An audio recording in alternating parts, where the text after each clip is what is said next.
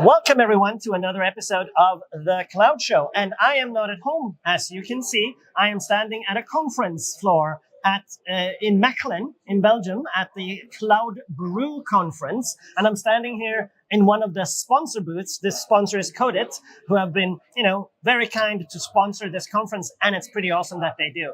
Now, I'm going to talk to another expert about things that are relevant in our world.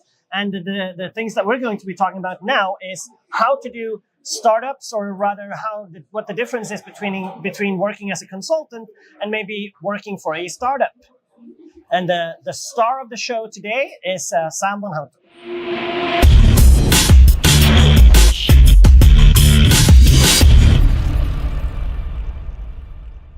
Hey Magnus. Hey Sam, how you doing? Doing good. It's really good to see you. Good to see you again. Again, yes. Yeah. And here we are at another conference in another country. Yeah. And again, we're so happy that companies get behind these community conferences such as this, and have community passion organizers setting things up and allowing us a moment to talk. Exactly. That's cool. great.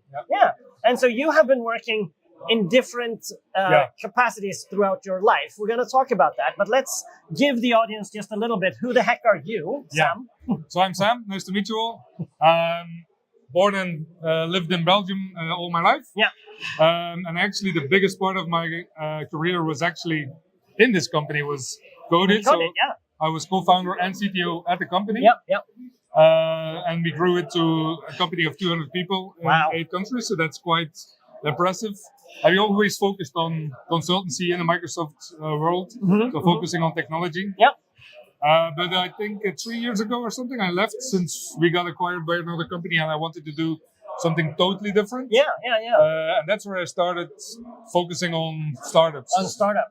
So you were in a larger context and you worked with enterprises as customers, huge things. And now instead you're doing startup stuff. So of course there are many major differences here, but let's break it down. Like what's shocked you the most of the change? From a sales point of view, Yeah. I think the biggest change is that with this company, we arrived at a customer and the customer explained, this is the pain point, this is the problem. Yeah. And we believe you can solve it. Okay. And the only thing that we had to do, and of course, Only. it's still a thing, Yeah, right. is convince the customer that we've done that. We've done similar things. We could make an offer. We have the best people. Yep. And that's the way you typically win a customer. And then you get a project and then you do the thing. Okay. With the startups I work with and the startup that I have myself, it's different. You do cold calls to customers. Right. You arrive at a customer if they are happy enough to invite you, which is already a thing. And then you try to convince them that they have a problem that they maybe not even knew that exists. Okay. So it's a total different mindset. That is very different. It's much harder to do sales, especially if you don't have what they call a painkiller, like something that everyone immediately resonates. Yes, we have that pain. You solve it. If you have what is called sometimes the candy, it's like a nice to have, but we have other priorities. It's a total different thing. So that's, in my opinion, the biggest difference. That's the biggest difference, I'm sure. Yeah, interesting. But I mean, you were a company leader, growing a company, you had people under you, you had staff, and with that comes a certain mindset and a certain big set of responsibilities. Yes. And I'm sure that's a different as well now. Yes. The thing is, with consultancy, you grow a very linear way, right? You start with a few people, you grow some customers, you see that, we have to hire new people because we have more opportunities more coming. work, And it goes like very natural, hand in hand. Yeah. Sometimes like we did an acquisition and so on, and then that grows, you start a new country. Yeah. So it's all quite impressive. With the startup thing, it's like, we have this amount of cash. How long? What's cash 0 day? Yeah. Like we were looking, what's the prognosis? What's the You'd see a the trend estimates line, on the growth? And with the startup, it's like, how long can we survive before we need to give a part away of our company to get new funding? Okay, that makes sense. It's totally different. That's totally different. But now, I guess at the same time, you have, as a corporate leader, you still had a chance to influence the direction and what you were supposed to be doing, but you had a lot of other interested parties and opinions as well. Nowadays, you get to just roll your own. You decide what you want to do. Oh yeah, so in the startup I'm mostly active in, we are with two. So I'm, you could say, the developer, the CTO, the tester, the technical pre-sales, whatever you have. Yeah. And the other person is finance and commercial and business. Exactly. So you do everything. You have all the things. Yeah, right? You're also fun. You're also the one who goes out to buy new toilet paper. Eventually, yeah. Right.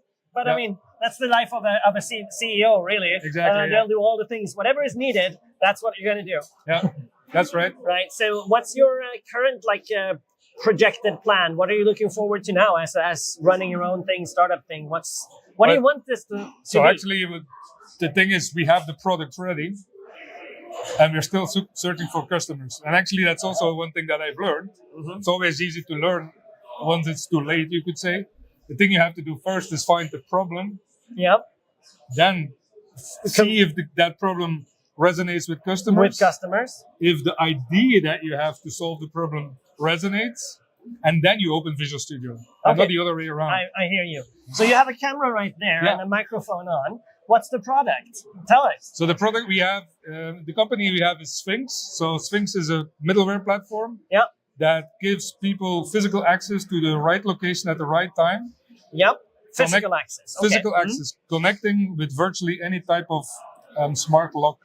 Okay. So we don't own and build locks. We just want to make sure that a company, take an example in fresh food delivery towards restaurants and so on. Okay, makes sense, that they can access the restaurant in early morning before traffic hits. Okay, makes sense. They deliver in the fridge and the restaurant owner doesn't have to be there. Oh, that makes sense. Yeah. Cool, very cool. And everything we do is API first because they have to integrate it in their own workflow, in their own apps they have for delivery. And so they just push the button, open door. Yeah, so the restaurateur can grant access to the supplier, in this case, the deliveries in this place. Okay, yeah. It's all odds in the physical world, if you say. Yeah. It's in the physical world, and that's cool. And like you said, you just talk to other people's hardware and their APIs and their tech. Yeah. You don't build your own locks. Yes. You don't have a little locksmith building the locks. No, because people have these locks, and we don't believe that everyone will have the same type of lock,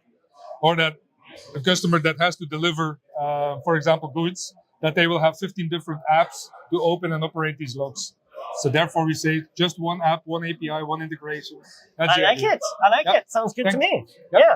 All right. Well, then, best of luck with that. And I'm so happy that you wanted to come on the Cloud Show and talk to me a little bit about, the big differences between being in an enterprise consulting versus startup world. So thank you, Sam, for being on the show today. Good to see you again. That. Yeah, good luck with it. Yeah, thank you, man. And audience, see you next time on the Cloud Show.